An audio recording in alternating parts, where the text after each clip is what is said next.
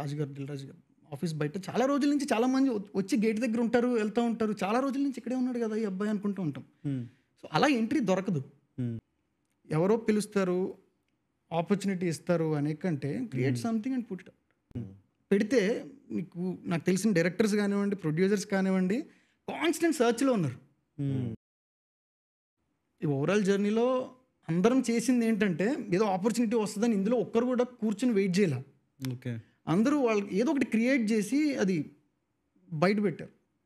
So any aspirant ఎవరో పిలుస్తారు, opportunity ఇస్తారు అనే కంటే create something and put it out. ఈ గేట్ బయట నుంచొని ప్రొడక్షన్ హౌసెస్ దగ్గర లేదా ఎవరో డైరెక్టర్ని కలవాలి, వాళ్ళకి మెసేజ్లు చేయాలి అనేది చాలా ఓల్డ్ ఫార్మాట్. అది వర్క్ అవ్వదు ఇప్పుడు. నేను ప్రొడక్షన్ హౌసెస్ ముఖ్యంగా ఇప్పుడు నేనున్న రాజు గారు, దిల్ రాజు గారు ఆఫీస్ బయట చాలా రోజుల నుంచి చాలా మంది వచ్చి గేట్ దగ్గర ఉంటారు, వెళ్తూ ఉంటారు. చాలా రోజుల నుంచి ఇక్కడే ఉన్నాడు కదా ఈ అబ్బాయి అనుకుంటూ ఉంటాం. సో అలా ఎంట్రీ దొరకదు, అలా ఎవరు పట్టించుకోరు.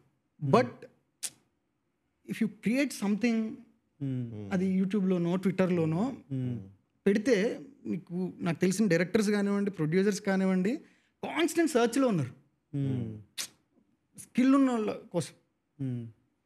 ఈజీగా పిక్ చేస్తున్నారు. మీరు ఈ మధ్య చూస్తే recently I'm very obsessed with fan edits. ఏం ఎడిట్స్ చేస్తున్నారు అలాంటి. ఇప్పుడు నేను ఇమీడియట్గా నేను అది షేర్ చేసిన టీంకి వీళ్ళు ఎవరో చూడండి, తను ఏమైనా మన టీంలో జాయిన్ అవుతాడేమో అడగండి అని అంట. ఇప్పుడు సార్ నేను దారిలో ఎవరైనా ఆపి నేను ఎడిట్ చేస్తా, సూపర్ చేస్తా అన్నాడు అనుకో, నేను ఎందుకు నమ్ముతా? సో డూ సంథింగ్, వెతుక్కుంటూ వస్తుంది.